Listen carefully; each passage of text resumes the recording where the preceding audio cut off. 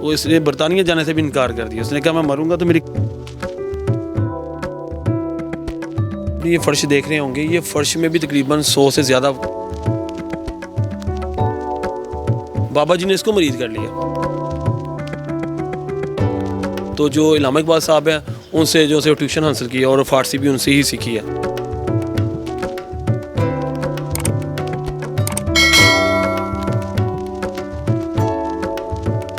अस्सलाम वालेकुम, आप देख रहे हैं औसाफ डिजिटल। मैं हूं ज़ुबैर अवान। आज लाहौर के एक तारीख़ी घर में मैं मौजूद हूं। ये तारीख़ी घर इस लिहाज से है कि यहाँ पर एक बुज़ुर्ग हैं जिनका मज़ार बना हुआ है। इन्हीं बुज़ुर्गों के आगे एक अंग्रेज़ मुरीद थे जिसकी यहीं पे कब्र भी है, यहीं पे उनकी वफ़ात हुई। फिर मुझे जो घर के मालिक हैं उन्होंने बताया कि डॉक्टर अल्लामा मोहम्मद इकबाल साहब इसी घर में ट्यूशन पढ़ने आया करते थे। तो ये सारा शजरा नस्ब यहाँ पे दर्ज है। और ये जो प्रोफेसर सैयद हाफिज़ उमर दराज साहब हैं, इनके पास डॉक्टर अल्लामा मोहम्मद इकबाल साहब ट्यूशन पढ़ने आया करते थे। तो आइए आपको थोड़ा सा इस घर का हम विज़िट करवाते हैं। इस साइड पर वो मज़ार है बाबा जी का, तो थोड़ा करीब चलते हैं और आपको दिखाते हैं कि मज़ार अंदर से कैसा है। ये सामने आपको मज़ार दिखाई दे रहा होगा बाबा जी का, जिनके यहाँ पर बहुत सारे मुरीद थे, अभी भी मुरीद हैं। इनकी जो बाकायदा पूरी एक लड़ी है वो चलती आ रही है। और इन्होंने घर के अंदर ही एक साइड पर अहाता है जहाँ पर कब्रिस्तान भी बनाया हुआ है। अब इनके जो आगे मुरीद थे जिनका मैंने ज़िक्र किया, अंग्रेज़ जो थे वो, उनकी आपको यहाँ पे ये कब्र दिखाई दे रही होगी। अभी ये बज़ाहिर छोटी सी लग रही है, मगर ये कब्र जो है वो पीछे अंदर चूँकि तय खाना है। ये घर बहुत पुराना है, तकरीबन 90 के करीब इसके कमरे हैं। तो इस साइड पर आपको और भी कमरे दिखाई दे रही होंगी। तो मेरे साथ इस घर के जो मालिक हैं वो मौजूद हैं, आतिफ शाह साहब। आइए इनसे बात करते हैं और इनसे इस घर के मुतल्लिक हम सारी इन्फॉर्मेशन लेते हैं और जानते हैं। शाह जी, आपका बहुत शुक्रिया, आपने मुझे टाइम दिया। ये जो अंग्रेज़ हैं ये बाबा जी के कब से मुरीद हुए थे? एक्चुअली बाबा जी के ये मुरीद थे, ये अंग्रेज़ से इनका नाम नहीं आता, लेकिन जो बाबा बुलंद शाह थे, बाबा फजल हुसैन शाह के बेटे, उनकी एंड पे जो सी है ना मज़ार है, तो वो भी एक पीर थे। तो उन्होंने ना आगे गद्दी से गद्दी चलती रही। तो ना जब वो इधर ना इधर सारी रावी चलती थी, तो रावी चलती थी तो वो ना मूड़े पे बैठे हुए थे बाहर। तो ना वो जैसे दुआ करते थे लोगों के हक़ में। तो ना उन्होंने ना एक अंग्रेज़ आए जो परेड में आ रहे थे, तो इसको नशे की तलब हुई। तो ये जैसे ना मूड़े पे बैठ के वो हुक्का पी रहे थे। तो इसने ना आके ना पूछे बगैर हुक्का पिया। तो उन्होंने कहा हुक्का ना पी। जब उसने ना ज़बरदस्ती हुक्का पी के तो फ़ौरन से पहले परेड में चला गया। तो उसके बाद ना उसको उधर मिर्गी पड़ गई। तो मिर्गी पड़ी तो ये उर्दू बोलना शुरू हो गया।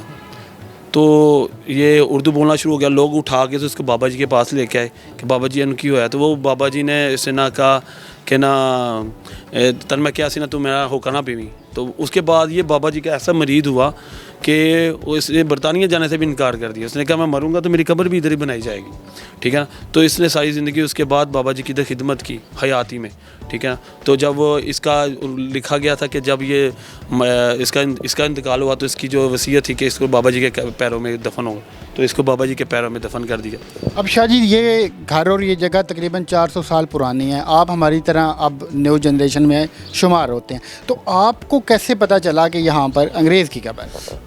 देखें, हमारे जो से सारे जैसे दादा अबू हैं, मेरे वालिद साहब हैं, उनके वालिद साहब हैं, ठीक है ना। ये जितने भी हैं ना, ये हमारे एक वाक़यात चलते रहते हैं, क्योंकि सारी उम्र दराज थे। मतलब कि ये कोई छोटी उम्र में नहीं गए, तकरीबन 100 साल की उम्र में गए। तो जिन्होंने दादे परदादे पोते दोतरे देखे हैं अपने, ठीक है। तो ऐसे हमें बातें पता लगती रही, जैसे आपको पता कि बड़े बताते हैं उसके बाद छोटे को पता लग जाती है। तो ये एक्चुअली ये लास्ट टाइम ना, ये तकरीबन 6 साल पहले ना हमने ना इधर बेसमेंट निकालने की कोशिश की, तो घड़े वगैरह निकले। तो हम समझे कि ख़जाना निकला है, क्योंकि पुराना घर था हमारा। तो जब हमने गड़े तोड़े ना, तो उसके अंदर से कब्र निकली। तो जैसे वो चीर वाली कब्र होती थी पहले, तो ऊपर गड़े लगाए जाते थे, तो नीचे जैसे कफन दफन का कोई सामान हुआ था। तो हमने वैसे ही इसको पैक कर दिया। हमें पता लगा कि ये अंग्रेज़ की कब्र है, तो हमने वैसे पैक कर दी, क्योंकि ये चीर वाली कब्र थी।